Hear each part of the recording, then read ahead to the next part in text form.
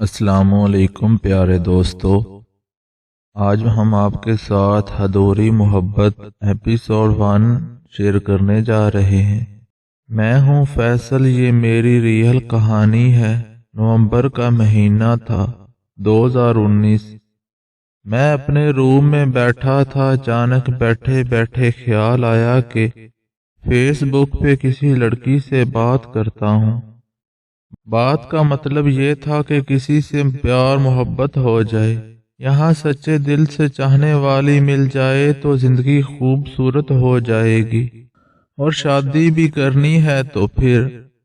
ایسے ہوا کہ میں نے ایک گروپ جس کا نام ہیلتھ کیئر بیوٹی ٹپس تھا، میں اپنی پوسٹ اپلوڈ کی جس میں کافی ایموشنل بات لکھی تھی۔ تو جب پوسٹ ہوئی تو کافی لوگ آئے پوسٹ پہ، تو کافی لڑکیاں بھی آئی، تو سب کو رپلائی دے رہا تھا۔ تو ایک لڑکی ایسی بھی آئی جو حالات کی وجہ سے بے بس تھی، اور اس نے کوئی کمنٹ کیا تو میں اس کے کمنٹ میں گیا تو بات ہوتی ہوتی ان باکس تک چلی گئی، اور اس لڑکی نے سب کچھ بتایا کہ میرے ماں باپ اس دنیا میں نہیں ہیں۔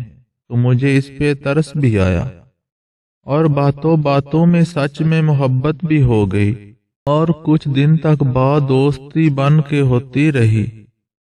اور کچھ دن بعد میں نے اپنی محبت کا اظہار کیا، اور کچھ ٹائم کے لیے وہ خاموش رہی، کوئی اور بات کرنے لگی۔ تو مجھے یقین ہو گیا تھا کہ اس کو بھی مجھ سے محبت ہے۔ کچھ دنوں بعد اس کی کال آئی، میں جاب پہ تھا میکڈونلڈس میں، اور کال میں نے اٹھائی تو پھر اس نے دھیمے سے کہا مجھے کبھی چھوڑنا مت، اور روتے ہوئے میری محبت کو قبول کر لیا۔ اور پھر میں اس دن بہت خوش ہوا۔ میری خوشی کی انتہا دیکھ لو کہ میں اتنا خوش ہوا کہ کام کرتے ہوئے میں غلطی کرتا چلا گیا۔ میکڈونلڈس میں برگر بنتے ہیں، اور میں خوشی سے اتنا پاگل ہو چکا تھا کہ برگر میں پتہ نہیں کیا کیا رکھ رہا تھا۔ جب کسٹمر کمپلین آئی اور مجھے پتا چلا، مینیجر میری طرف غصے سے آیا۔ اس نے کہا کہ فیصل، آج تم ٹھیک ہو کیا کر رہے ہو؟ آج برگر ود آؤٹ پیٹی دے رہے ہو۔ میں نے ایک دفعہ تو سوری کر لی، لیکن بعد میں پھر وہی سب کچھ، اور پھر مینیجر آیا۔ اس نے مجھے آ کر سسپینڈ کر دیا، اور کہا جو سوچ رہے ہو یہ سب ہاسٹل جا کے سوچنا۔ اور میں چپ چاپ کر کے پھر ہاسٹل آ گیا۔ ادھر آ کے پھر اس وقت اس سے باتیں کرتا رہا۔ ایسے کرتے کرتے دن گزرتے گئے، مجھے اس کی عادت ہونے لگی۔ نہ وہ میرے بنا رہتی تھی، اور نہ میں اس کے بنا رہتا تھا۔ مجھے تو سچ میں محبت ہو چکی تھی۔ ہم بات کرتے کرتے لڑا بہت کرتے تھے، اور پھر اس ٹائم مان بھی جاتے تھے۔ اسی طرح سب کچھ بہت اچھے سے گزر رہا تھا، بہت خوش تھے ہم دونوں میں، بہت رومانٹک باتیں ہوتی تھی۔ میں نے اس سے پہلے ہی بتا دیا تھا کہ میں ٹائم پاس کرنے والا نہیں ہوں، میں شادی کروں گا۔ وہ بھی یہی چاہتی تھی کہ ہم شادی کریں، ٹائم پاس نہیں، کیونکہ یہ سب میں اس لیے کر رہا تھا کہ میں نے نہیں سوچا تھا، وہ میری سوچ سے بڑھ کر بہت زیادہ خوبصورت تھی۔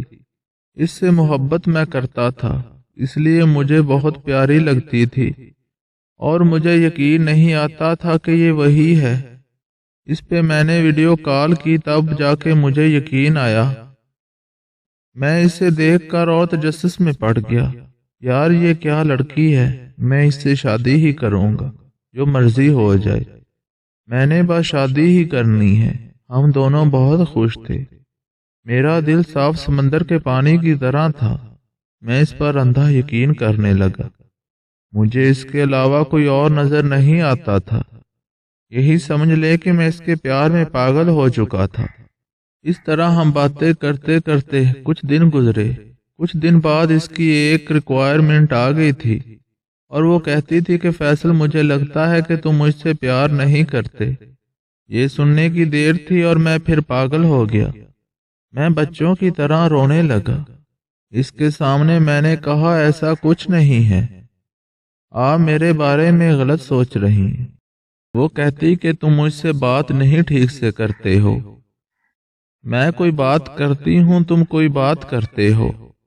میں نے کہا ٹھیک ہے بابا، میں بہت خوش تھا، اس لیے میں باتوں باتوں میں اپنی بات ہی کرتے جاتا ہوں، تمہاری سنتا ہی نہیں ہوں۔ اچھا اب آپ بولو، کیا کہہ رہی تھی؟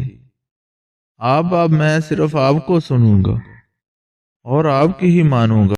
اس نے کہا فیصل میں تم سے کچھ بات کرنا چاہتی ہوں۔ میں ایک دفعہ تو پریشان ہو گیا کہ پتہ نہیں اب کیا بات کرنی ہے، اتنی کیا مجھے بتانا چاہتی ہے۔ یہ میں نے ایک ٹھنڈی آہ بھری اور اس کے بعد میں نے اس کی بات سنی اور اس نے جو کہا یہ سن کر میں پریشان ہو گیا، اور ایک دفعہ تو میرے منہ پر خاموشی چھا گئی تھی۔ یہ الفاظ اس نے کس طرح بول دیے اور کیوں بول دیے؟ میں پریشان اس لیے تھا کہ کہیں یہ سچ میں تو ایسا نہیں ہو جاتا۔ اور وہ الفاظ جو اس نے بولے تھے وہ یہ تھے کہ فیصل میں تم سے نکاح کرنا چاہتی ہوں، اور وہ بھی اسی وقت، جو کہ میں کبھی بھی اس ٹائم قبول نہیں کر سکتا تھا۔ مجھے نہیں پتا تھا کہ اس طرح کرنے سے نکاح سچ میں ہو جاتا ہے یا نہیں ہوتا۔ پھر میں نے اس کی ہاں میں ہاں ملا دی۔ میں پریشان تو بہت تھا کہ میرے ماما پاپا کیا سوچیں میرے بارے میں، ان کو بنا بتائے میں یہ سب کر رہا ہوں۔ پھر میں نے آنکھیں بند کر لی اور میں نے کہا ٹھیک، جو آپ بات کرنا چاہتی ہیں کریں۔ اس نے مجھے کہا کہ فیصل تم میرے ساتھ نکاح پڑھو۔